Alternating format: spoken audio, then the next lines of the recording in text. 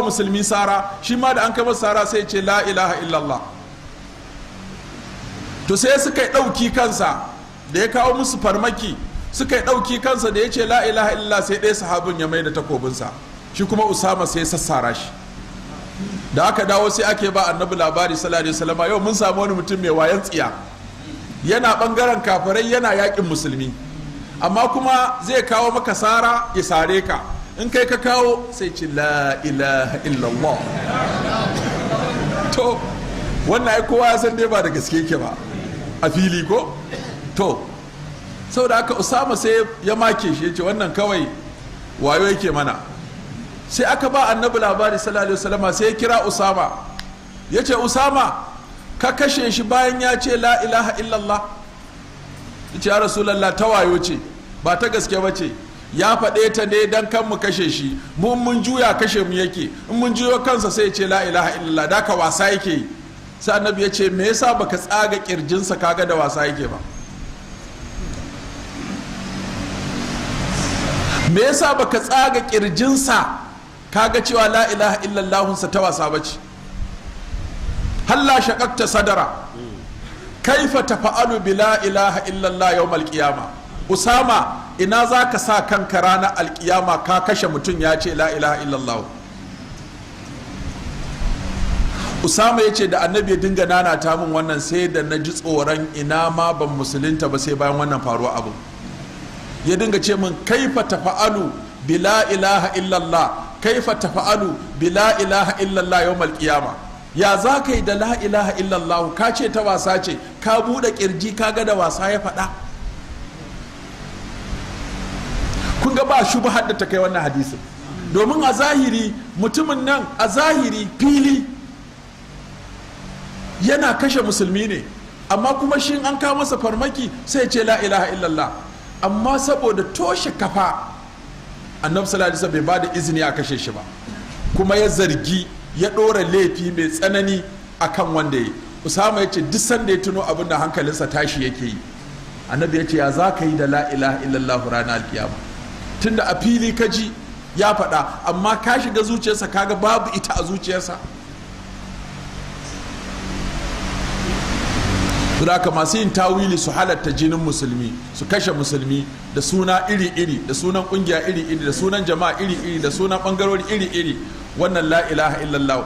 Kai da aka kashe kana la ilaha illallah, wanda ya kashe ka yana la ilaha illallah, wacce ce original din? Mutum ya kawo maka farmaki ya ce Allahu akbar, kai ma da aka kashe ka ce Allahu akbar, to ya za a yi kenan? Sai an je gaban Allah za a yi hisabin waɗannan abubuwa. Don haka mutum ya nisanci kafurta musulmi, ya nisanci halasta jinin musulmi.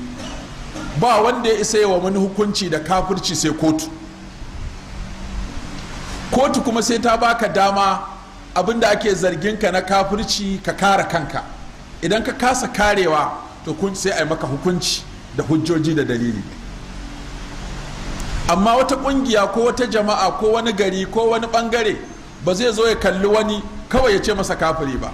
Shekul Islam ya ce inna takfira wa tafsika wa tabdi'a haqqullah wa rasuluhu wa la yajuzu li ahadin an yahkuma ala ahadin bil kufri aw bil fisqi aw bil bid'ati illa bi nassin sarihin min Allah wa rasulihi. Yace a cewa na kafiri ne, ko a cewa na fasiki ne, ko a cewa na dan bid'a ne, ba haƙƙin kowa bane, haƙƙin Allah ne kawai da annabi. Masu haƙƙin kawai daga Allah sai annabi. Baya halatta ga wani saboda kuna da saɓanin ƙungiya ko ɗariƙa ko fahimta, haka kawai ka kalle shi ka ce masa kafiri. Wani malami yana cewa na yi kuskuren barin musulmi wanda ya aikata kafirci, in kuskuren barinsa, ko ne kuskuren shigo da kafiri in kira kafiri musulmi, ne wannan kuskuren ya fi ne kuskuren kiran musulmi kafiri. Kun gane abin da yake nufi? Kafiri ne sai kai kuskure kace masa musulmi saboda kaga wata shubaha a fili, to ya fi sauki da ka kalli musulmi ka ce masa kafiri alhalin ba kafirin bane. Kuma annabi sallallahu alaihi wasallam ya gargade mu, yace duk wanda ya ce ma dan uwansa kafiri sannan kalmar kafircin ta fita daga bakinsa, tunda hukunci ne, wanda kace masa kafiri kayi mai ka yanke masa hukunci guda 15 kawai cewa wani kafiri na farko ka kashe shi. ne hukuncin kafiri? ka kashe shi. ka hana a ciyan kansa, ka hana ka kashe ma aure, ka hana matansa in ya mutu si ta kaba, ka hana a ba su gado, ka hana 'ya'yansa su gado, ka hana a yi masa sallah, ka hana a yi masa likafani, ka hana abin da shi a makabartar musulmi, ka hana a sa shi a makabartar musulmi fuskarsa ta kalli gabas, ka hana ba zai amsa tambayar kabari ba, ka hana ba zai hau sikeli ba, ka hana ba zai wuce siraɗi ba, ka hana ba zai shiga aljanna ba, ka dawamar da shi a wuta. Da wace hujja? da san ranka, san zuciyarka, da shi ba haka. ya za ka yi da waɗannan hukunce-hukuncen tili su ne a hakamul kufar? ya za ka yi da waɗannan hukunce-hukuncen ranar alkiyama? zira ka mun zo wani zamani yanzu da kun samu saɓani da mutum sai ya ɗauko kalmar kaulasan ya lafta ma, da kun samu bambancin fahimta da mutum sai ya latsa maka kalmar kafirci. mutum ya kiyayi bakinsa. malamai suka ce ko su abubuwa guda 4 da ake kiyayewa, ko da ka ga musulmi ya faɗi kalmar kafirci ko ya aikata kafirci tunda baka ga zuciyarsa ba, to sai ka ba shi uzuri guda 4 kafin kai masa hukunci. uzuri na farko, watakila ya faɗi abin nan ne ma da jahilci. ko akwai wani sahabi sababbin musulunta suka ce ya rasulullah iji Allah na zata anwatin kama lahum zatu anwatin. wannan mai kafirci ne. ha annabi sallallahu alaihi karanta musu ayar da banu Isra'ila suka ce iji Allah na ilahan kama lahum aliha ala innakum qaumun tajhalun. amma sai annabi bai ce musu kafire ba, sai ya musu gyara. wani zai zo ya faɗi kalman kafirci saboda jahili ne, bai santa ba. wani kuma kuskure ne, kamar yadda ya ce a khata min shiddatil farahi Allahumma anta abdi wa ana rabbuka. me zai ce? Allahumma anta rabbi wa ana abduka, sai ce Allahumma anta rabbi wa ana abduka, saboda ya ji daɗi a ransa. ya shiga sahara ga raƙuminsa da ruwa a kai da guzurinsa a kai, raƙumin ya tsinke ya gudu, sai da ya ga mutuwa wurjanjan, sai raƙumin ya dawo ya taɓa, ya ji ga ruwansa ga guzurinsa, da zai wa Allah godiya sai ya kuskure a baki ce Allahumma anta abdi wa ana rabbuka. kowace kalma a nan kafirci ce, ka ce wa Allah abdi kuma ka ce wa Allah wa ana rabbuka. waɗannan kalmomin guda biyu, kowace ɗaya daga ciki wanda ya shakka akan kalmar kafirci ce, shi ma ya shiga matsala.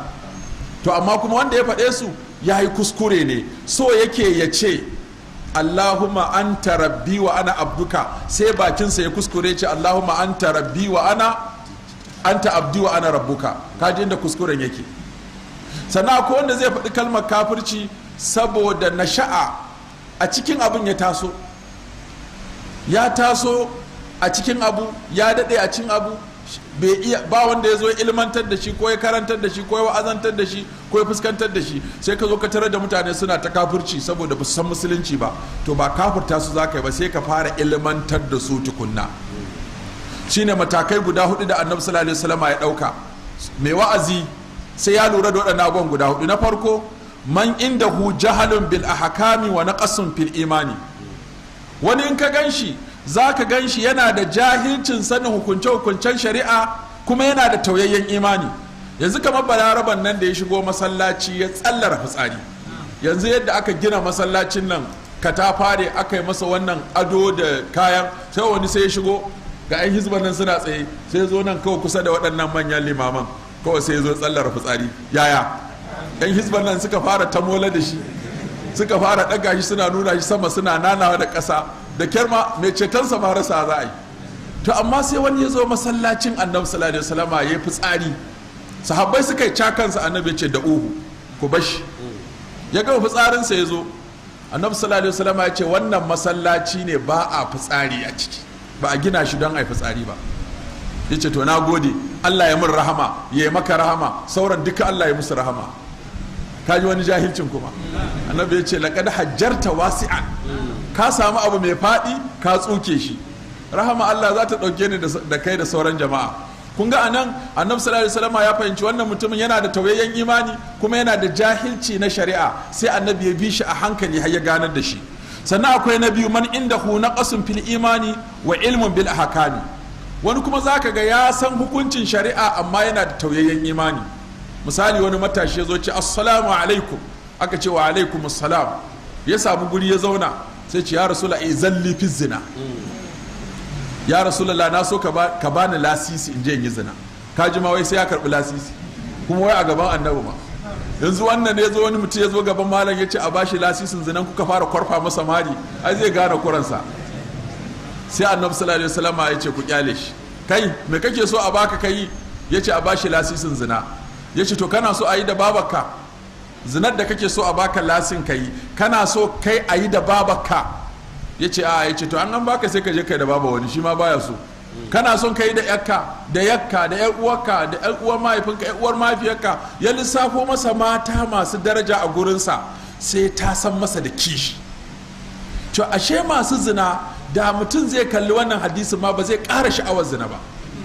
Domin za ka yi zina, yan wani za ka ɓata, kama ba za ka so a ɓata yakka ba, ko matar wani za ka ɓata, ba za ka so a ɓata matarka ba, ko ƙan wani za ka ɓata, ba za ka so a ɓata ƙanwarka ba, ko uwar wani za ka ɓata, ba za ka so a ɓata uwarka ba. Sai annabi ya masa addu'a, ya taɓa ƙirjinsa ya ce tashi, Allah ya shiryar da kai. Kun ga annabi sallallahu ya bi shi a hankali, saboda ya san hukuncin, amma kuma ya san zina haramun ce, amma wai yana so tunda in annabi ya baka lasisi sai ka je kai. Ya yadda sai an karɓi lasisi, kowa ya ga masa ana ba da lasisi, Allah alamu. Sana akwai wanda yake inda quwwatun fil imani wa ilmun bil ahkam. Akwai wanda yake da karfin imani kuma ya san hukunce shine mutum na uku. Kamar misali mutumin nan da annabi sallallahu alaihi wasallam ya ganshi da zoben gwal, sai annabi ya kama hannunsa ya murde ya zara gwal din ya jefar, ya ce ya ɗayan ku zai ganganta ya ɗauki garwashin wuta ya saka a hannunsa. Wannan abin da ya sa annabi ya masa da zafi na farko yana da ilimi, yana da karfin imani, kamar da ganganye. Shi sa annabi sallallahu alaihi wasallam ya fito masa ta wannan hanyar. Sana akwai wanda kuma zaka ga wato shi kuma yana da karfin wato inda hu jahalun bil ahkami wa jahalun bil imani, duk bai san biyun ba. Kamar balaraban ƙauyen da ya zo ya sauka ya ɗaura raƙuminsa, ya zo ya ce wa annabi sallallahu alaihi wasallam wakili ne ni daga wani ƙauye, na zo zan maka tambaya kuma zan tsananta maka, in ka yadda in fara. Annabi ya ce fara. Ya ce wani mutum ya je ya same mu ya ce wai kai ka turo shi, kai ka tura shi? Ya ce eh ni ne. Wai ya ce kai Allah ne ya aiko ka, ka rantse Allah ne ya aiko ka. Annabi sai ya ce na rantse Allah ne ya aiko, to wai da Allah ya aiko ka ya ce sai mun yi sallah, ka rantse Allah ne ya ce ai sallah. Ya ce na rantse. Ya ce ai zakka, rantse. Annabi ya ce na, ya ce ai rantse. Ko ya ce sai ya ce annabi rantse. Annabi ya ce na rantse. Ya ce to ba za mu kara daga wannan ba za mu rage ba, ni wakili ne, zan je in gaya musu sakon da muka yi da yadda ta kwashe tsakaninmu da kai. Yanzu dan Allah ko malami aka wa wannan, ai kaga ɗalibansa ba su ji daɗi ba, ana rantse, ai sai ka gaji. Wani fa ya zo ya ce ya Rasulallah ina da dinare ɗaya, me zan da shi? Annabi ya ce ci, sai ce akwai wani ma, me zan da shi? Sai ce ka ci da iyalan kai, ce to akwai wani ma, me zan yi da shi? Ya ce kai kaza, ya ce akwai wani ma, har sai da aka je 5, sai annabi ce kai kasa abin da za ka yi da shi. To kagan ba mai haƙuri ba, wanda ya san kan al'umma ba, ai ba yadda za ka yi, dole a sike ka anan ka fara kai naushi. Shi yasa ake so mai wa'azi ya zama yana da ilimi, yana da ikhlasi, yana biyayya ga annabi, yana da hikima, yana da tausasawa, yana da haƙuri, ya siffatu da siffofi masu kyau, kuma ya fara da abin da ya fi muhimmanci shine karantar da mutane tauhidi da ilimi. To Allah ya ba mu dacewa, Allah kuma ya tseratar da mu daga kafirci da kafirai. Allah subhanahu wata'ala ya tsare mana imaninmu, ya inganta mana ƙasarmu, ya inganta mana tsaro da zaman lafiya. Malam, ko limancin yaro ɗan shekara 13 ya halatta a sallar asham saboda ya iya karatun alkur'ani, shekararsa 13 limaminsu. To ai an yi limami ma ɗan shekara 7, salama ko? A lokacin annabi sallallahu alaihi wasallama, sai annabi sallallahu alaihi wasallama da suka koyi musulunci za su tafi gida, sai ce in kun je garinku ku nemi wanda ya fi ƙur'ani ku naɗa shi liman. Kaga bai magana shekaru ba, ya ummun nas aqra'uhum li kitabillah. Da suka je garin sai aka kira interview, dattijai suka cika, sai wani yaro ya zo, da aka yi masa interview sai zama wannan yaron duk garin ba wanda ya kai shi ilimin Qur'ani. Shi kuma abin da ya faru, yaron akan hanya yake tsayawa, in ya ga za ka wuce sai ce kai musulmi ne, in ka ce sai ce ka iya Qur'ani, in ka ce da Allah ka koya mu. So da aka sai haddace surori da yawa. Shikenan suka ce to jama'a, annabi ya ce a naɗa wanda ya fi Qur'ani, wannan ɗan yaron ya fi Qur'ani, ya kuke gani? Suka ce to wa zai saba annabi, ko a sa shi. Aka sa shi limami, lokacin da yake limancin nan shekararsa 7, har ma in ya yi ruku'u sai duwawunsa ya fito. Sai wata mata ta ce da Allah ku rufe mana duwawun limamin nan. Aka yi ta dariya, aka ɗinka mun doguwar riga, daga rana ya ce wannan riga har yau na tuna ta na murna, saboda sai da aka ɗinka mun sabuwar riga aka sa ni limami. Wannan ya ci gaba da musu sallah har tsawon lokaci. Mazhaban mutum malikiya ne suke cewa daga cikin sharaɗin limanci ya zama mutum baligi. To amma wannan ai ƙara ba, mutum ya kai 13 saura 2 ma ai ya cika shekarun alƙalami ko? To kaga ba komai, kuma gashi sallar nafila ce. Malam don Allah ka warware mana matsalar nan da take damun mu dangane ga in an haifi jariri yini ake amfani da shi ko kwana, kuma daga yaushe yinin yake farawa, a wani bangaren haka daren ma. Wannan ai matsala ce mai sauki.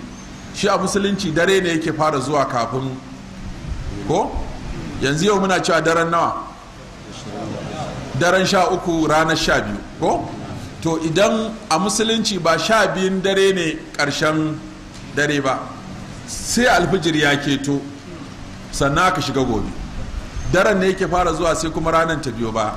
Shi sa ake cewa daren sallah shi yake gabatar sallar, daren ganin wata shi yake gabatar washe garinsa. To idan aka haifi yaro bayan alfijir, kaga ai ca ake yi sai ya kwana sannan a ce ɗaya. Na?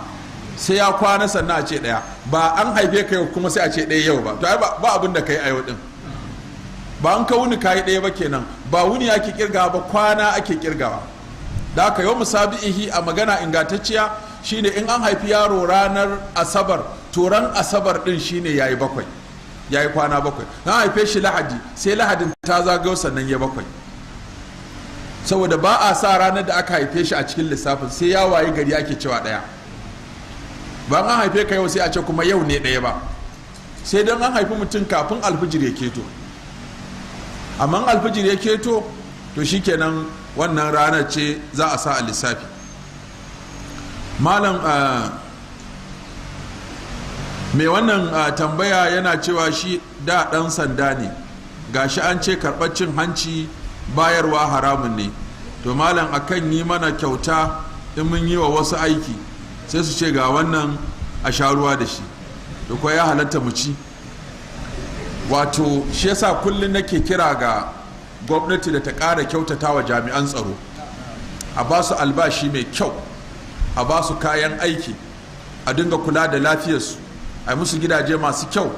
Wanda ya rasu a filin daga a ba iyalansa abu mai kwari, mai kauri, mai nauyi, wanda za su ci gaba da kula da rayuwarsu bayan rasuwarsa. Idan ka ba mutum aiki mai wahala kuma ka ba shi albashi kaɗan, ka lalata shi. Tunda ba zai kai shi ƙarshen wata ba, kai ma ka san dole zai je ya ci wani abin da zai ci guba domin ya ƙarasa wannan shine abin da ke faruwa. Saboda haka ka ba wanda zai ce maka ka ci rashawa. A matsayinka na jami'in tsaro, karɓar kyauta za ta iya canza maka manufa. Ka ga mai laifi ya baka wani abu, kuma daga kyautar na ake farawa. Duk wanda ya sa uniform, da duk wanda aka bashi alƙalanci, da duk wanda yake harkar jama'a ta tsaro, to kai ya dinga karɓar kyauta, kai ya dinga karɓar abu. Saboda wanda ya baka kyautar nan yau, da ya zo gobe ko da laifi a mota zaka sha alhaji barka da zuwa, bismillah kai ku bude, kaga sai ya ɗauko kayan laifi ya wuce. Saboda wannan kyautar da ya maka jiya yau ta sa ba za a binciki motarsa ba. To wannan ku sai ya zama ana amfani da irin waɗannan motoci da ba a iya tsare su, ba a iya bincika su, ba a iya sanin waye a ciki, ba a iya sanin kayan laifuffuka. Mafi yawa da su aka, kuma yanzu kaga abu har ya lalace, ta kai yanzu a satuttukan nan zaka ji ana ta faɗa cewa an kama wasu manyan jami'an tsaro suna bawa 'yan ta'adda makamai, ko suna siya musu da makamai, ko suna tura musu kuɗi, ko suna kaza. Duk wannan kaga taɓarɓarewa ce. A ce jami'in tsaro wanda ya rantsuwa aka bashi uniform, aka bashi makami, aka sa shi a hanya ko a titi ko a boda ya tsare al'umma, kuma a ce shi ake ba kuɗi yana kallo ana ko ya taimaka wa 'yan ta'adda, wannan ba ƙaramin musifa ba ce. saboda da harkar tsaro ta lalace to al'umma kuma kowa sai dai ta kansa. yau aka kai rufa kanka asiri, kakka karɓi cin hanci. Wani ya gaya min wani ɗan sanda, kuma Allah ya taimaki ɗan sandan nan har su kansu 'yan sandan ustaz suke ce masa. Lokacin da ya gama NCE zai je ce wa mahaifinsa, ina sha'awar shiga aikin ɗan sanda. Ka san a ƙauyuka mutanenmu ba a san shiga aikin ɗan sanda, yanzu ne da abin ya fara wayewa ka gane. Ce ake ko gawa ɗan sanda ana gane ta mutum ya mutu ba ƙirƙirin take koma. Da shi wannan ɗan sandan Allah ya taimake shi, ya je gaya mahaifinsa ya ce zai shiga aikin ɗan sanda. Mahaifinsa ya shuru sai ce to ban hana ka shiga aikin ɗan sanda ba, amma kai min alkawari guda ɗaya. Ya ce baba mai alkawari? Ya ce ka rantse da Allah ka ɗauki alkawari har ka gama aikin ɗan sanda ba za ka yi cin hanci da rashawa ba. In ka yadda da wannan na yadda ka shiga, ko kyauta ka a baka ka karba, iya albashinka kadai. In ka min alkawari je ka shiga. Ya ce baba na ma alkawari. Wallahi yake gaya min ɗan sandan nan, lokacin ya yi shekara 25 a cikin aikin ɗan sandan, ya kusa da taya. Ya ce min wallahi iya saninsa tun da ya shiga aikin ɗan sandan nan ba a taɓa karɓar cin hanci da rashawa da shi ba.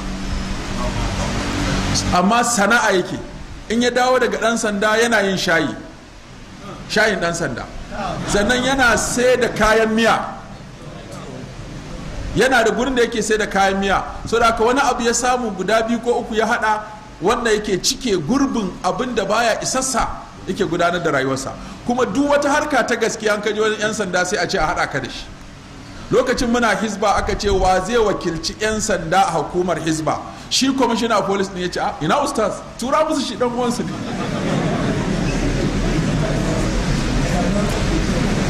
To kaga ya samu yabo har ya gama aikin dan sandansa cikin mutunci, cikin daraja.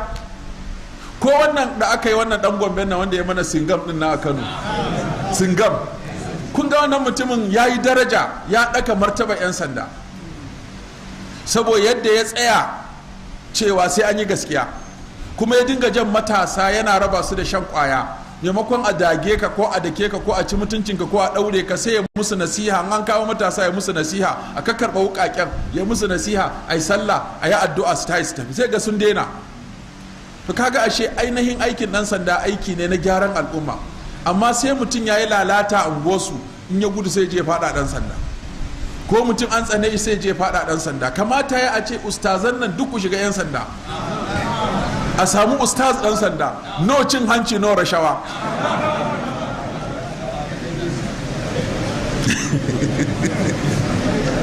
Yanzu akwai wani ɗalibi ya dawo daga jami'ar Madina, sai kawai na gan shi da uniform Madina ya gama, kuma ya zo ya shiga ɗan sanda. Na ce ustaz, a karama kan ce ina gemu, a karama kalla. A kan shi da uniform mala ya sha uniform, amma can ƙasa an ɗan ɗaga wandan haka irin ɗan sanda ahalin sunna. Na ce masha Allah, ina gemu? Ya ce a wannan sai daga baya insha Allah, amma dai wannan an kwashe shi saboda wal yataladdaf wala yushiranna bikum ahada. Saboda haka ko ina muna bukatar mutanen kirki, a alkalai, a 'yan sanda, a lauyoyi, duk wata harka ta shari'a ana bukatar mutanen kirki. In ka samu lalataccen lauya, lalataccen dan sanda, lalataccen alkali, to ka shiga uku, shari'a ta mutu. Dan sanda mai cin hanci, lauya mai cin hanci, alkali mai cin hanci, talaka ya shiga uku. A cuce ka kuma ka zo ka kwaci kanka da kyar, kana kallon gaskiya kuma a murɗe ta. To in mutanen kirki ba sa shiga suna tara waɗannan guraren, to za a wayi gari cewa mutane suna cikin matsala. Don haka muna fata Allah ya ba mu alheri. Malam, shin wanne ya fi, in yi wutiri tare da liman ne ko in yi a gida? Idan mutum ya yi sallah tare da mutane yana son ya jinkirta wutirinsa zuwa ƙarshen dare, sai kai kaɗai ya fi lada ma, sai kai a cikin duhu ma ba wanda ya ganka. Shi wutiri ba sharaɗi ne sai ka shi a cikin jama'a ba. Sallar asham ne ake so da tarawihi a cikin jama'a, amma wutiri in kana son ka sake tashi da daddare sai ka bar shi sai can ƙarshen dare, sai ka yi abin ka kai kadai a cikin duhu, ka yi shi dogo ko ka yi shi gajere, wannan ba matsala. domin na Aisha ta ce annabi sallallahu alaihi wasallama yayi wutiri wata ra a farkon dare, wata ra a tsakiyar dare, wata ra a ƙarshen dare. domin samu kudade ga sunan daban-daban da zannuwa, turame da turmi 3, yadin shadda 5 daga Nabil, ita Allah biya masa bukatansa. Ragowar kuma akwai masu zuwa daga ina? Daga Nijar. Wani ne ya taso daga Nijar ya zo ake zaman tafsirin nan da shi, duk shekara yana zuwa, amma an samu labari ya rasu. Yakan zo nan mu gaisa da shi, kullum zai taso daga Nijar ya zo sai an gama tafsiri yake tafiya. To Allah ya ji kansa da rahama, Allah ya sa ya huta. Akwai masu bukatu daban-daban da waɗanda suka ba da gudunmawa, duk muna musu addu'a Allah ya amsa baki daya. اللهم أصلح لنا ديننا الذي هو عصمة أمرنا، وأصلح لنا دنيانا التي فيها معاشنا، وأصلح لنا آخرتنا التي إليها معادنا، واجعل الحياة زيادة لنا في كل خير، واجعل الموت راحة لنا من كل شر، وصل اللهم وسلم وبارك على نبينا محمد وآله وصحبه أجمعين. ونعوذ بالله من شرور أنفسنا وسيئات أعمالنا، من يهده الله فلا مضل له ومن يضلل فلا هادي له، واشهد ان لا اله الا الله وحده لا شريك له، واشهد ان محمدا عبده ورسوله. اما بعد، فان اصدق الحديث كلام الله، وأحسن الهدي هدي محمد صلى الله عليه وآله وسلم، وشر الأمور محدثاتها، وكل محدثة بدعة، وكل بدعة ضلالة، وكل ضلالة في النار. اللهم صل على محمد وعلى آل محمد كما صليت على إبراهيم وعلى آل إبراهيم إنك حميد مجيد. اللهم بارك على محمد وعلى آل محمد كما باركت على إبراهيم وعلى آل إبراهيم إنك حميد مجيد. السلام عليكم ورحمة الله وبركاته. يوم muna 12 ga watan Ramadan, hijira 1442, wanda ya zo 24 ga watan 4 2021.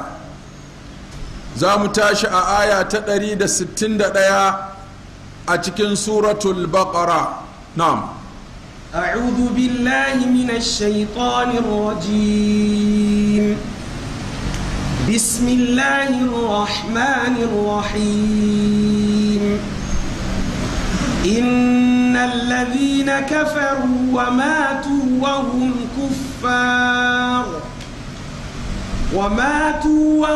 كفار أولئك عليهم لعنة الله والملائكة والناس أجمعين خالدين فيها لا يخفف عنهم العذاب ولا هم ينظرون وإلهكم إله واحد لا إله إلا هو الرحمن الرحيم. الله سبحانه وتعالى أتكن ونن بنغري نأكو إن الصفا والمروة من شعائر الله إن الذين يكتمون زامتاشكما إن الذين كفروا innal ladhina kafaru, Allah ta'ala ce hakika waɗanda suka kafirta, wa matu wahum kuffarun, suka mutu alhalin suna kafirai, ula'ika alaihim la'anatullahi, waɗannan su ne wanda tsinuwar Allah ta tabbata a kansu, wal mala'ikati tsinuwan mala'iku ta tabbata a kansu, wan nasi ajma'in tsinuwan mutane baki ɗaya ta tabbata a kansu, khalidina fiha za su dawwama a cikin wannan tsinuwa, wanda kuma shine dawwama a wuta, wanda ya dawwama a tsinuwa ya dawwama a wuta. fala yukhaffafu anhumul azabu, ba za a sassauta musu ko a sauƙaƙa musu azaba ba, wala hum yunzaruna, sannan ba za a saurara musu ba, idan minan nazari kenan ko minal inzar, ba za a saurara musu ba ko ba za a kalle su ba. wannan aya tana cikin ayoyi da Allah subhanahu wa ta'ala ya fito ƙarara, ya nuna ƙyamarsa, ya nuna tirɗinsa da Allah wadai da abin da ake kira kafirci da kuma kafirai, wanda kuma wannan shine ainihin tsantsan imani, shine fassarar la ilaha illallah muhammadun rasulullah, wato ba abin bauta bisa cancanta da gaskiya sai Allah, wa man yakfur bi taguti wa yu'min billahi faqad istamsaka bil urwatil wuthqa. saboda haka Allah subhanahu wataala a wannan aya ya yi hukunci guda biyu. Na farko ya tabbatar da akwai wasu da ake kiransu kafirai, sannan Allah ta'ala ya ba su damar tuba, cewa su yi ƙoƙari su daina kafirci. ƙullin lazina kafaru in yuntahu yughfar lahum ma qad salaf. ka gaya ma waɗanda suka kafirta idan sun hannu sun tuba sun daina, to za a gafarta musu abin da ya gabata. shine Allah ta'ala ya ce innal ladhina kafaru, haƙiƙa waɗanda suka kafirta wa matu wa hum kuffaru, suka mutu alhalin suna kafirai. wannan inna harfu taukidin wa nasbin mushabbahun bil fi'l yansabu al isma wa yarfa'u kabra. allazina shine ismu inna wa bani al fatih fi mahalli nasbin, kafaru wa matu wannan jumla fi mahalli me la mahalli min al i'rab silatul mawsul. وهم كفار والواو والحال هم مبتدا كفار كبره والجملة حالية حال لا محل له من الإعراب حال. أولئك وأن مبتدا نبي شيني خبر إن جملة من المبتدا والخبر في محل رفع خبر مبتدا الأول هو اسم إن هو خبر إن. أولئك عليهم لعنة الله. waɗanda suka mutu suna kafirai alhalin suna kafirai, wato duk wanda ya tuba daga kafirci kafin ya mutu Allah ya alkawarin zai yafe masa, amma wanda ya mutu yana kafiri to Allah ba zai karɓi tubansa ba. wannan shine sakonni guda biyu da wannan aya suke ɗauke da shi. to menene kafircin da Allah in ka mutu kana yi ba zai yafe maka ba zai maka gafara ba zai maka afuwa ba zai baka aljanna ba? to shine aka kasa waɗanda suke kafiran zuwa kashi-kashi. akwai waɗanda ake kira mushrikun. mushrikun su ne waɗanda suke haɗa Allah da abokin tarayya, suka gauraya, suka cakuɗa, suka haɗa, suka cuɗanya bautar Allah da bautar wani. sannan akwai kashi na biyu, su ne ahlul kitab minal yahudi wan nasara, waɗanda suka kauce ma koyarwa annabawan da aka turo su, suka ƙara san ransu da san zuciyarsu har suka rabu da addinin baki ɗaya. kashi na uku su ne munafukai, waɗanda su munafukai su ne waɗanda suke bayyana musulunci a baki, suke ɓoye kafirci a zuci. sannan akwai mulhidun. ilhad su ne waɗanda suke ganin ba ma Allah, irin shiyu'iyun da makamantansu, waɗanda suke inkarin Allah ko inkarin annabta ko inkarin manzanci, ko suke cewa ma ba za a tashi alkiyama ba. to da sauran kashe-kashensu shine Allah subhanahu wata'ala yake gaya mana illar da kafirci yake da shi da kuma matsayin Allah subhanahu wata'ala akan kafirai. na farko da Allah ya ce wallahu la yuhibbu kulla kaffarin athim. Allah baya son duk wani kafiri mai yawan sabo. saboda kafirai sun yi haka wa qala allazina kafaru lan nu'mina bi hadzal qur'ani wala billazi bayna yadayhi, waɗanda suka kafirta suka ce mu ba za mu taɓa yin imani da wannan littafi ba. kun ji laifinsu na farko, wato ba su yi imani da littafin Allah ba. wa qala allazina kafaru la tasma'u li hadzal qur'ani, sannan laifinsu na biyu suka ce kada ma a kuskura a saurari wannan littafi na alqur'ani. wa qala allazina kafaru lil haqqi lamma ja'ahum in haza illa sihrun mubin, waɗanda suka kafirta suka ce ga gaskiyar da ta zo musu wannan ba komai bane face tsafi ne a fili. wa qala allazina kafaru lil ladzina amanu law kana khairan ma sabaquna ilayhi, sannan dai kafirai sun ce ga waɗanda suka yi imani wannan musuluncin da alheri ne ba za ku riga mu shiga cikinsa ba. wa qala allazina kafaru in haza illa ifkum iftarahu wa anahu alaihi qaumun akharun, waɗanda suka kafirta dai suka ce wannan ba komai bane face kiran ƙarya ne da ka ƙirƙiro shi kuma wasu suka baka gudunmawa da taimako. wa qala allazina kafaru laula nuzila alaihi alqur'anu jumlatan wahidatan, su dai kafirai suka ce da ma an saukan masa da ƙur'anin nan gaba ɗaya, me yasa aka saukar da shi kaɗan kaɗan kaɗan? duk wannan uzuri ne na ba za su yi ba. wa qala allazina kafaru allazina amanu ittabi'u sabilana wal nahmil khatayakum, waɗanda suka kafirta suka ce ma masu imani ku bi tafarkin mu za mu ɗauke muku laifuffukanku. wa qala allazina kafaru la ta'tina sa'a, kafirai suka ce alkiyama ba za ta zo mana ba. wa qala allazina kafaru lil ladzina amanu anut'imu man law yasha Allahu at'amahu. wa qala allazina kafaru li rusulihim lanukhrijannakum min ardina aw la ta'udunna fi millatina, kafirai suka ce wa manzanninsu ko dai ku zo ku bi addinin mu ko mu fidda ku mu kore ku daga kasashen mu. wai za tutula alaihim ayatuna bayyinatin qala allazina kafaru lil ladzina amanu ayyul fariqayn khairun maqaman wa ahsanu nadiya, wato su suna ga duk da suna yin kafirci amma sun fi musulmi samun hanya mai kyau da tsarin rayuwa mai inganci. wa yaqulu allazina kafaru laula unzila alaihi ayatun min rabbih innama anta munzir wa likulli qaumin had.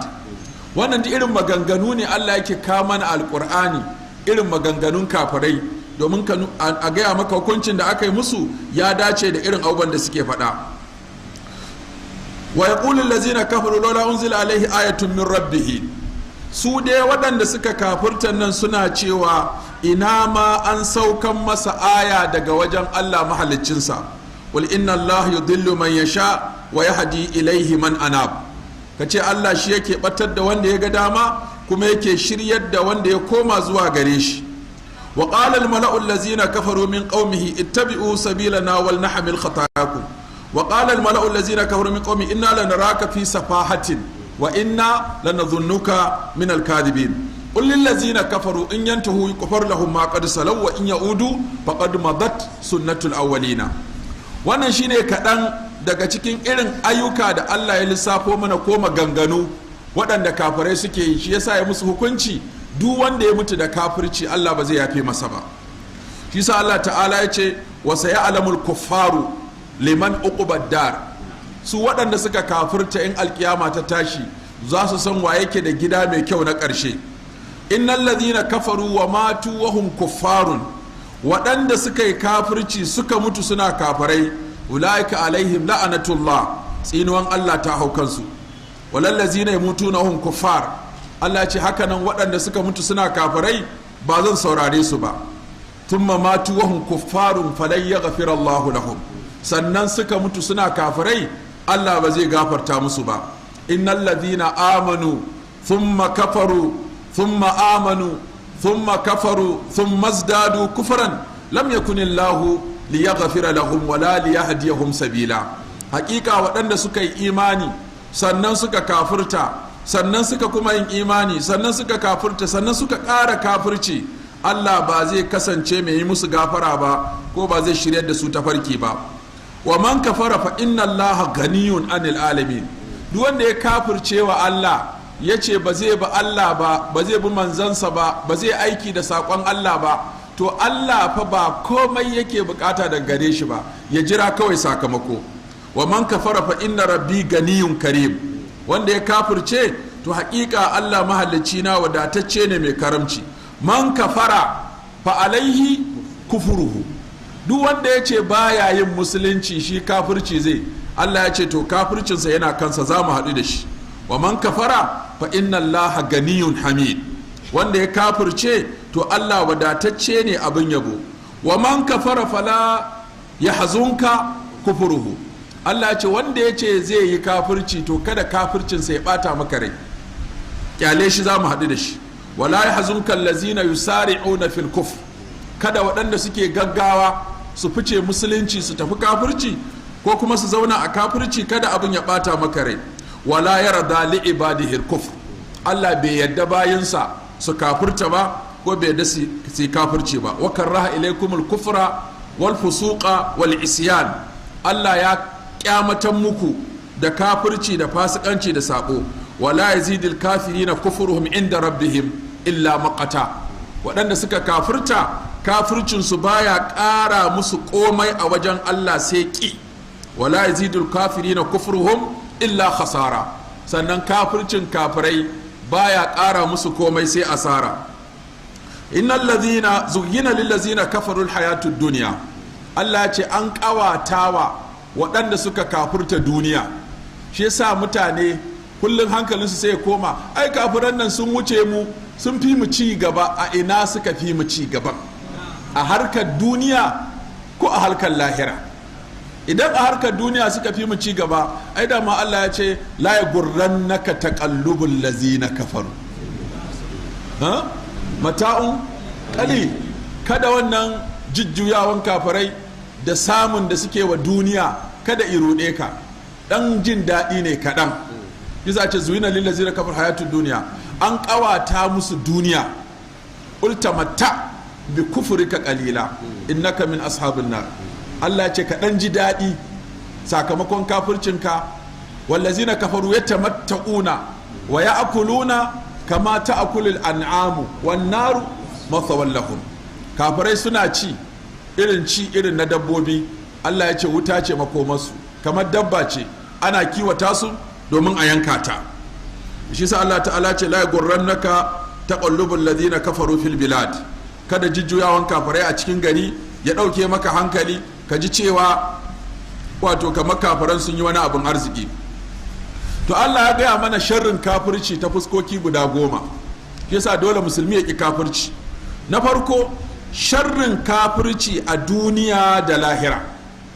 wanda yake kafiri ba zai ji daɗin duniya ba zai ji daɗin lahira ba. ko Allah ya bashi duniyar ba zai ba ta ita da jin daɗi ba. innal ladzina kafaru wa saddu an sabilillahi qad dallu dalalan ba'ida, haƙiƙa waɗanda suka kafirta kuma suka kange mutane ga barin tafarkin Allah sun bata mai nisa. sannan abu na biyu, kafirci babba idan mutum ya mutu a kansa Allah ba zai yafe masa ba. innal ladzina kafaru wa zalamu lam yakunillahu liyaghfira lahum wala liyahdiyahum tariqa illa tariqa jahannama khalidina fiha abada wa kana dhalika ala allahi yasira. haƙiƙa waɗanda suka yi kafirci suka yi zalunci, Allah bai kasance zai musu gafara ba ko ba zai shiryar da su tafarki ba face tafarkin jahannama, suna masu dawwama a ciki har abada. wannan ko mai sauƙi ne a wajen Allah. sana abu na uku, kafirci shine babban dalilin taɓewa da ƙasƙanci. wa annallaha mukhzil kafirin, Allah ya ce sai na ƙasƙanta na wulaƙanta kafirai. sana abu na hudu, kafirci yana jawo mai yinsa dawwama a cikin wuta har abada. wallazina kafaru lahum naru jahannama la yuqda alaihim fayamutu wa la yukhaffafu anhum min azabiha kazalika najzi kulla kafur. Allah ya ce haƙiƙa waɗanda suka kafurta wutar jahannama ta tabbata a gare su, ba za a yi musu hukunci su mutu ba, kuma ba za a sauƙaƙa musu azabarta ba. wannan shine sakamakon duk wanda ya kafirce. sana abu na biyar, kafirci yana rushe duk aikin da mutum ya yi na kirki.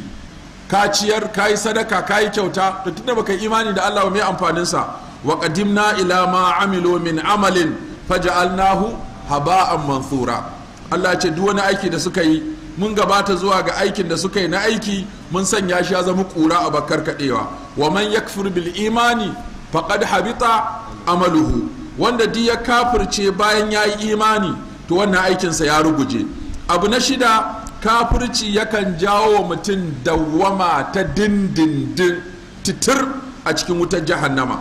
kazalika yurihimullahu a'malahum hasaratin alaihim wa ma hum bi kharijina minan nar. Haka Allah yake nuna musu ayyukansu hasara a kansu kuma ba za su fita daga wuta ba. Abu na bakwai, kafirci shi yake jawo tsinuwa ta tabbata akan mutum. Inna allaha la'anal kafirina wa a'adda lahum sa'ira. Haƙiƙa Allah ya tsine makafirai kuma ya musu tanadin wutar sa'ira. Abu na takwas, kafirci shine babban abin da ke jawo fushin Allah ya sauka akan mutum da kuma azaba mai raɗaɗi. Walakin man sharaha bil kufri sadaran fa alaihim ghadabun min Allah wa lahum azabun azim. Man kafara billahi min ba'di imanihi illa man ukriha wa qalbuhu mutma'innun bil iman walakin man sharaha bil kufri sadaran fa alaihim ghadabun min Allah wa lahum azabun azim. Allah ya ce aka takura ka, aka matsa ma, aka tilasta ka cewa sai ka faɗi kalmar kafirci, to ka faɗa da baki amma zuciyarka tana nan cike da imani. Idan an maka haka Allah ya yafe maka, amma an ka saki zuciyarka ka saka kafirci a ciki, to wannan Allah ya yi fushi da kai, fushin Allah ya sauka a kanka kuma kana da azaba mai raɗaɗi. Abu na tara, kafirci shi yake sanya mutum a cikin kunci. Wa man yurid an yudillahu yaj'al sadrahu dayyqan harajan ka'annama yas'adu fis sama kadhalika yaj'alu Allahu rijsa 'ala alladhina la yu'minun. Sana abu na goma, kafirci shi yake jawo Allah ya rufe zuciyar mutum, alheri baya shiga, sharri baya fita. Wa qalu qulubuna gulf bal taba Allahu 'alaiha bi kufrihim fala yu'minuna illa qalila. Wannan takaice su ne abubuwan da Allah ta'ala ya faɗa akan waɗanda suka kafirta, waɗanda suka fita addinin musulunci ko suka ƙi shigowa. Akwai wannan lafazi na kafara, yakfuru, kuffar, kafirun. Allah ta'ala ya tanana tashi a cikin alkur'ani har sau 311. Kun ga ashe lafazin ba za a iya soke shi ba, domin yanzu akwai wani kwamiti da ake kafawa, washi wannan kwamitin yana so ya cire irin waɗannan lafazin daga cikin harkokin yau da kullum. Ba za ka ce wa kafiri kafiri ba, sai dai ka ce wanda ba musulmi ba, saboda wannan ka ce masa kafiri akwai kyama. shi ne ake so a canza ma kalman kafiri din nan siga.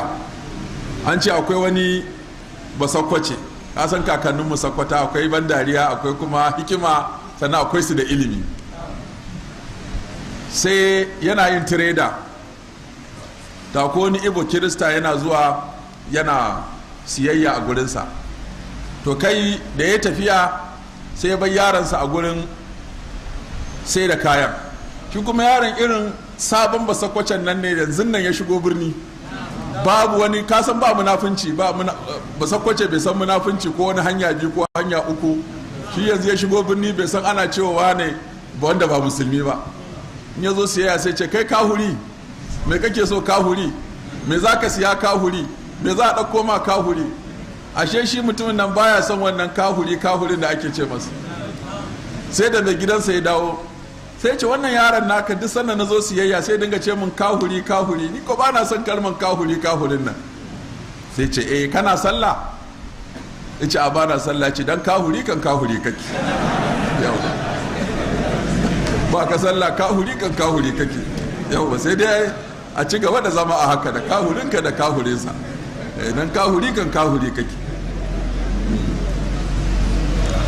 To saboda haka lafazi ne na musulunci, kuma Allah subhanahu wata'ala ya karkasa mutane kamar da muka faɗa.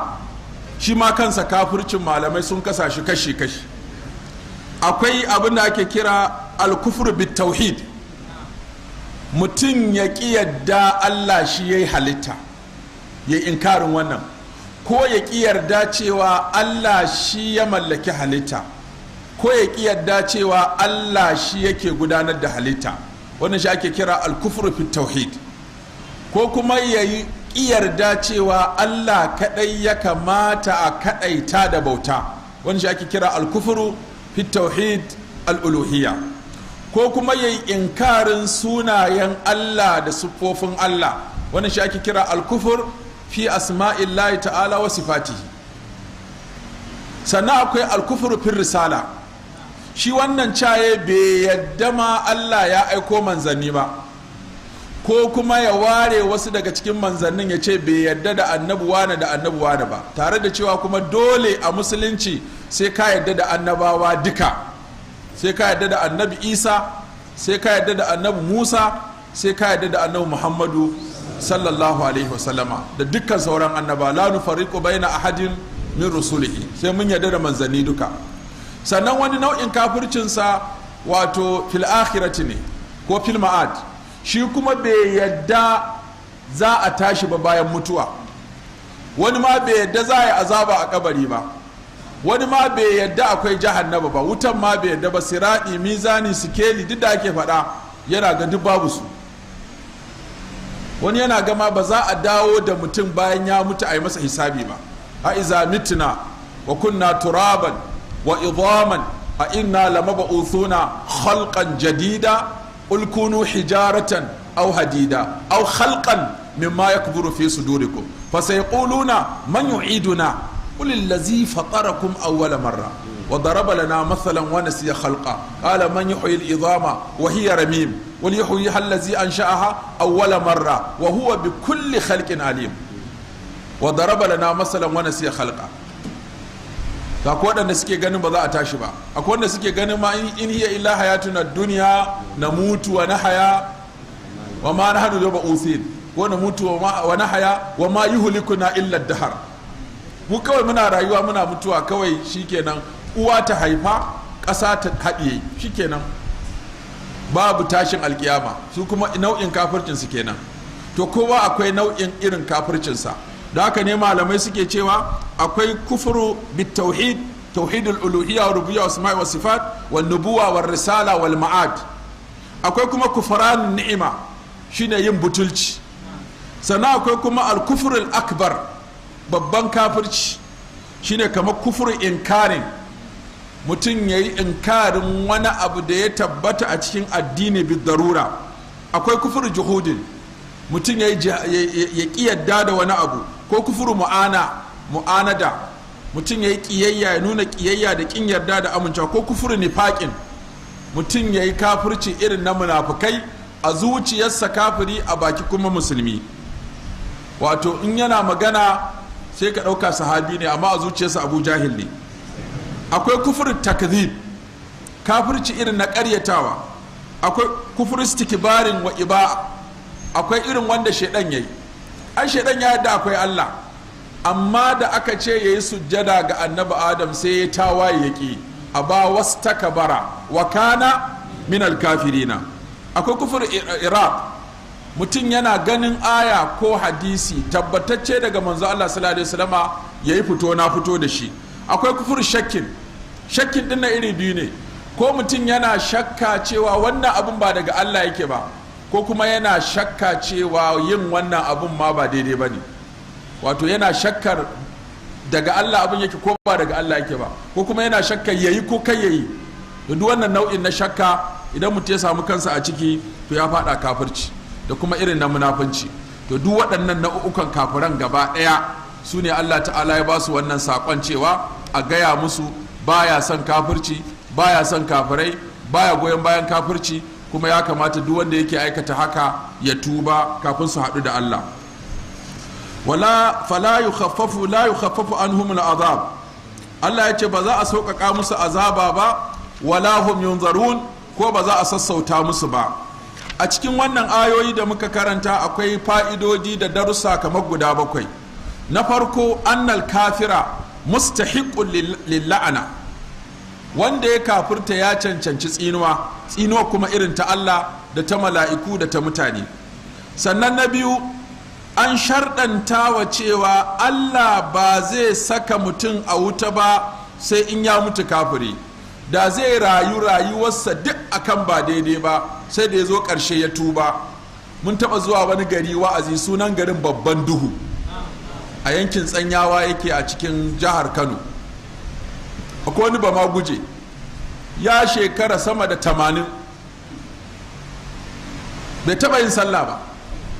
Kullum sai ya ce zai musulunta sai an zo sai ya ƙi, zai ce zai musulunta sai an zo sai ya ƙi. Wani lokaci kawai sai ya kira ya ce shi dai yana son zai musulunta. Aka zo aka ba shi kalmar shahada, aka yi masa bayanin musulunci.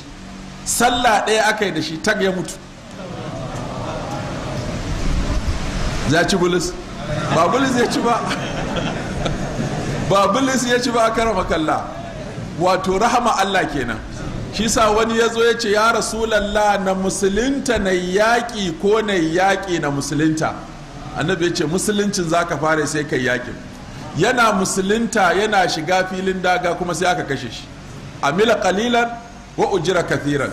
Ya yi aiki ɗan kaɗan, bai taɓa sallah ba, bai taɓa salati ba, bai yi komai ba sai kalmar shahada. Amma kalmar shahada nan ta cece shi. Shi yasa ka ji tsoron taɓa mai kalmar shahada. Waɗanda suke afkawa musulmi da kisa, su yi tawili su ce kafirai ne, su ji tsoron gamo su da Allah. Usamatu bin Zaid ya fita filin daga, sai wani cikin kafirai sai ya kawo musulmi sara, da an kai masa sara sai ce la ilaha illallah,